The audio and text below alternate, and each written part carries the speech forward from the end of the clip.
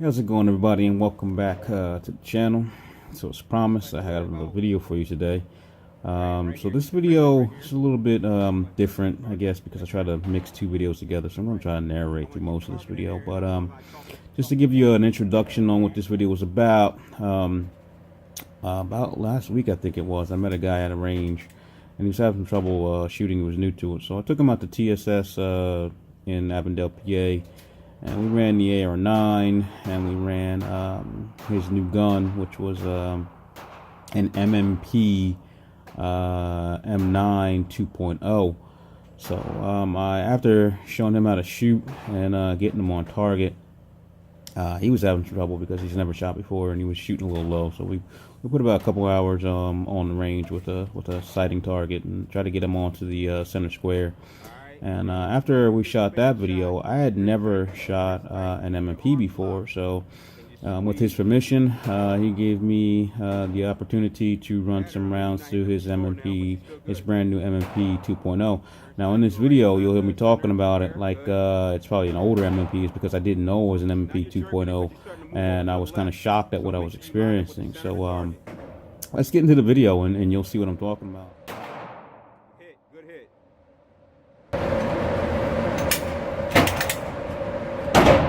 What's happening, everybody, and welcome back to the channel. So today I'm gonna flip it up today. As I said in all my other videos, I'm a Glock guy, and I always use that as my disclaimer when I shoot like crap with other people's guns.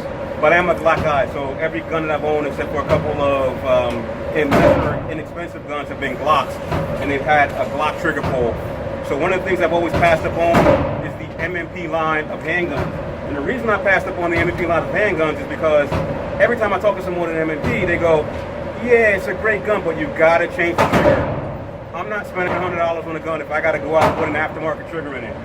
Now, I have modified my Glock triggers and put in a 3.5 connector, but most of my guns are completely stock with the exception of that 3.5 connector.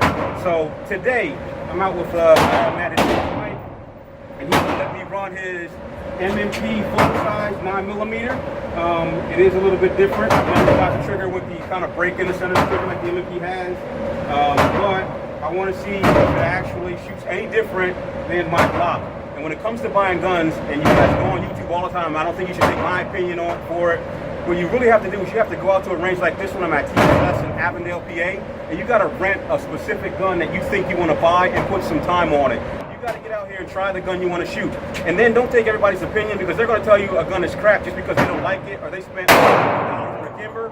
Come on, this gun and see if it works. So what I'm going to do is I'm going to put some rounds through it, see how it shoots, tell you what I feel about the M&P series.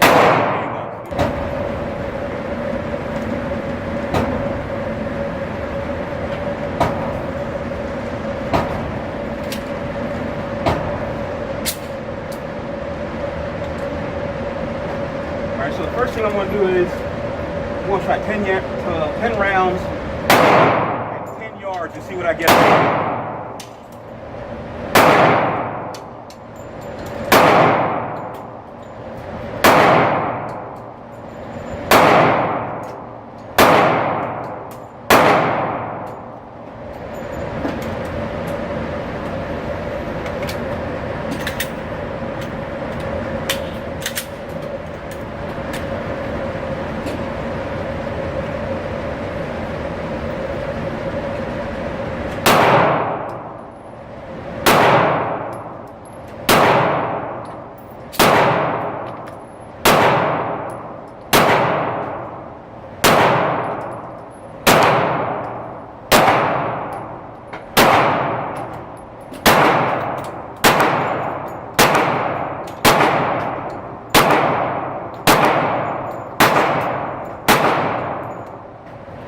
Nice. I bring it a little bit.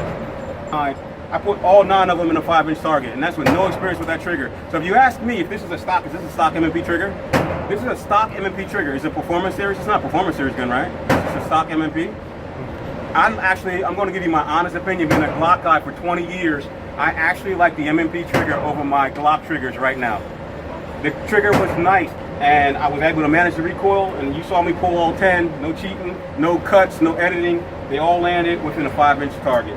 So thumbs up on the accuracy of the M&P. I'm going to put it at 5 this time. And I'm going to do some rapids. I want to see how much I can do it.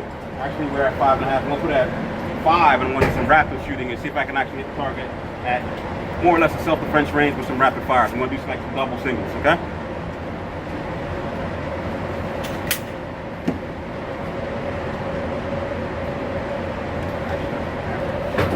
It's kind of crazy all the deals that I passed up on M&P guns because I listened to what other people said. Other people were like, oh, the trigger's this. I mean, I know guys who are M&P guys who told me I had to change the trigger out. I wouldn't change the trigger out.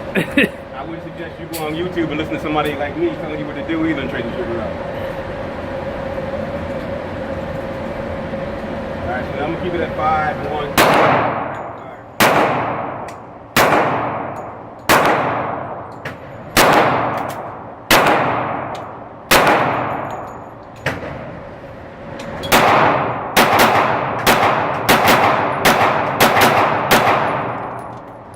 Nice. That one I know I had a couple flyers because I did not see the sight picture every time I squeezed that trigger. But out of those 10, maybe 1, 2, 3, 4, 5, 6, 7 of them hit the target at 5. And again, even on rapid fire, I really do like this trigger. It is crazy how much I like this trigger. Is it crazy enough to make me want to get rid of my Glock 19 though? You've been shooting that too long. Glock 17. I think I like it. I'm just gonna go through some of the things I like about this gun. Compared to my Glock 30 here. Sorry if I'm yelling because I can't hear over the shots thing. One thing I love about the Glock, the M&P is the grip. I know a lot of you guys, like myself, are probably spending a lot of money on stippling. Some of you guys are paying up to $400 to get your grip stippled to give it a nice texture. What I've always done with all of my Glocks is put a piece of grip tape on it, old school like Italian grips like Hickok 45 uses, or I'll go buy some grip tape for a skateboard, cut it to the size of the actual pads on the side of the Glock and tape them on. And you can get those in different, I guess, textures or coarsenesses to give you a better grip. But you still have very light grip on the back strap. This has nothing on the back strap. In fact, it feels like, even though it has this rigid appearance, it's smooth as glass. I don't like that. But I don't want to spend a lot of money on modifying this grip. The M&P, coming a little bit closer. The M&P's got a beautiful texture. And when I grab it, it's locked. I mean, it don't stop. Nice at no effort. I like it. Second thing I like about it, I like the serrations. The serrations give you good grip. You grab them and they're good to go. They're not the sharpest though. I think my Tars have better serrations and they like, it feels like you're going to cut into you. I like the serrations on it. It also has a bit of front serration guy. You can still get that gun going. Not much for using the sight as, if you're single-handed. It doesn't look like much there for you to use this to rack off your belt or something like that. I can grab it. I don't want to mess up anybody else's sight. You might be able to get something like this so you can rack off your belt.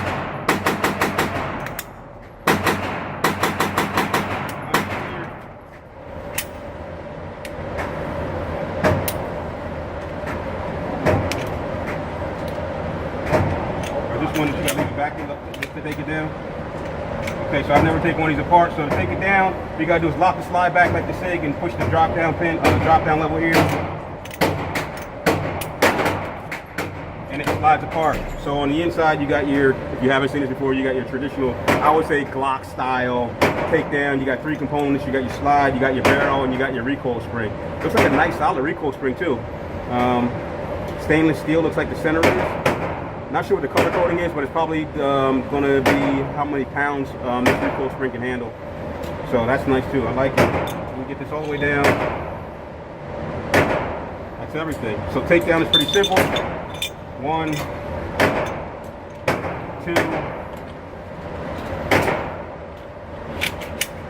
three. Lock it back. Put that back. Check the function. And you're good to go. So yeah. Sorry it took so long for me to go out here and talk about it, but the M&P is good to go in my opinion. Let me load it up one more time and get a go at it, and then I'll put the mic so they can get his practice in. So yeah, if you didn't pick it up from the video, I really do like the M&P 2.0. I came home immediately and tried to price one to see how much I can get one for.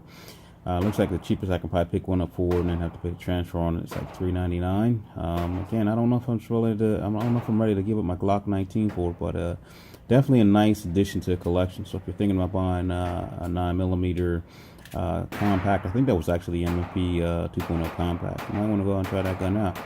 So thanks again. Thanks for supporting the vlog. Got any questions, leave them below, and I'll get back to you next week. Talk to you later. Bye.